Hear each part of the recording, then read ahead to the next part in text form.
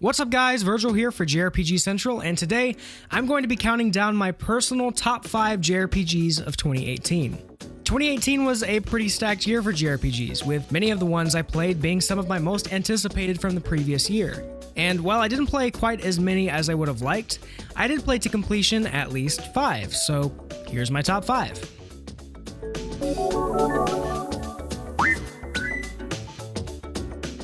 Number 5, Ni no Kuni II. At the very bottom of the list is the shallow follow-up to one of the PlayStation 3's greatest JRPGs. Honestly, the only reason this is on the list is that I didn't play a 5th JRPG that came out this year. Worse than its predecessor in almost every way, Ni no Kuni II is a painfully average game that most mainstream critics seem to eat up, and I have no idea why. Seeing this game get 8s and 9s just makes me scratch my head. I don't know what game they played, but it's not the game that I played. Uninspired music, shallow story, and boring button-mashing combat just kind of all added up to one big fat meh for me. Number 4, Disgaea 1 Complete. Before this re-release of Disgaea came out, I had never really gotten into the series before. I had played maybe an hour of it back on the PS2, but I quickly became overwhelmed by the game's many systems, and above all else, I just really didn't get it. I just really didn't understand the game's hook. And once I gave it another try when it came to PS4 and Switch, I immediately got the hook and became addicted.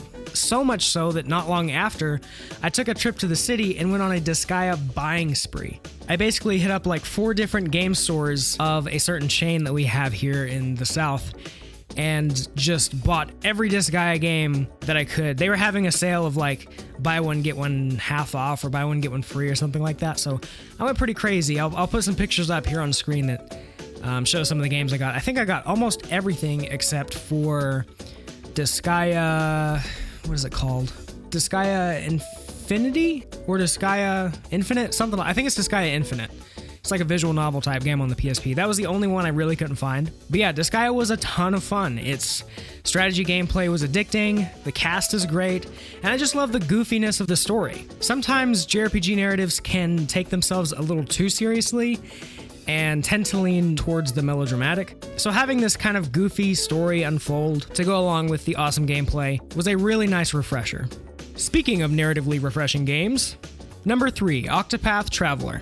Octopath Traveler was everything I wanted, and at the same time, what I didn't know I wanted. Whenever the gameplay was shown, I knew at the very least that I was going to get a classic JRPG that harkened back to the golden age of JRPGs, with an interesting art style that blended pixel art and modern graphics and post-processing effects. Most surprising to me, however, was how much I enjoyed the game's approach to storytelling.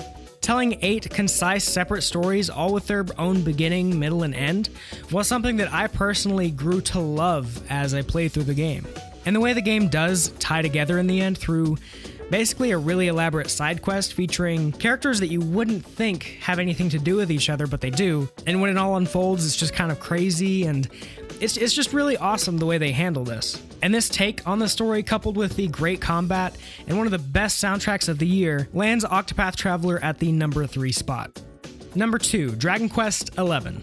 Dragon Quest XI checks almost all the boxes to make a great JRPG. It's got memorable characters, tons of content, an interesting story, beautiful art direction, and old school turn-based combat that I love dearly.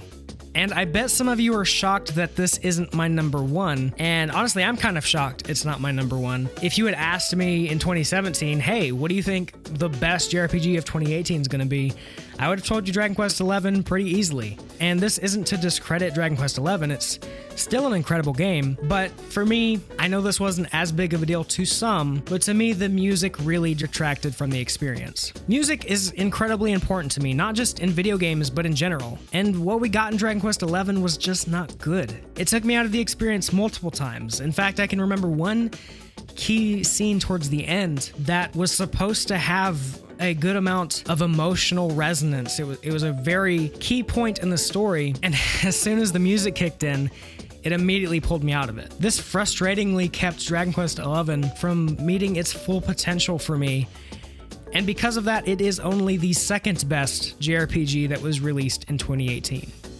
So if Dragon Quest XI is number 2 and Octopath Traveler is number 3, then I'm sure some of you were thinking, well, what the hell is number 1? Well, I'd be willing to bet that you probably forgot this game even came out this year, but it's one that I loved so much, and out of all the games I've talked about, this is the one that stayed in my mind the longest, and the one that I want to go back to the most. And that game is Radiant Historia Perfect Chronology.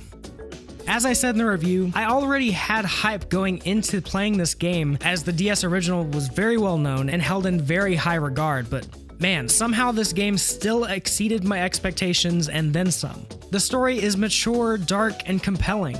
The music, done by Yoko Shimomura, is beautiful. The combat system is unique and engaging from beginning to end.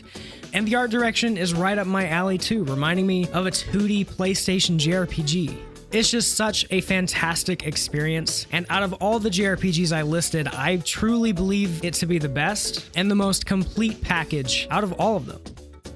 And there you have it, my top 5 JRPGs of 2018. Keep in mind, like I said at the top, I didn't play everything that came out this year, so that's why certain games aren't on the list, like Valkyria Chronicles 4, for example.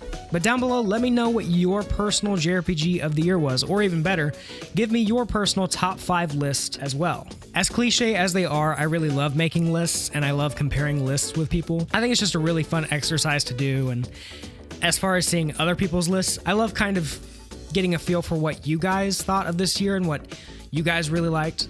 Remember, if you liked the video, be sure to give it a thumbs up, and if you want to be notified whenever I upload a video, be sure to hit the bell icon, as YouTube just doesn't tell people I upload a video sometimes, so if you want to be sure that you're not missing any of my videos, be sure to hit that. As always, thank you guys so much for watching.